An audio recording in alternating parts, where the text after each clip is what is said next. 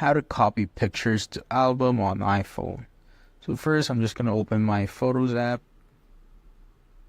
As you can see, I have many albums right here. Let's say I want to transfer my Instagram picture right here to WhatsApp album.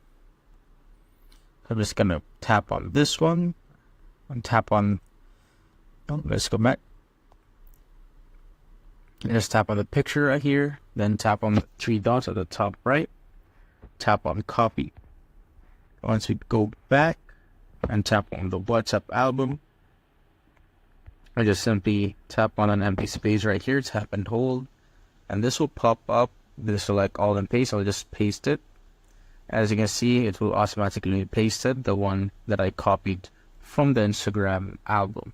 And that's basically it, guys. If you have found this video helpful, simply leave a like below or subscribe because it helps reach more people. See you on the next one.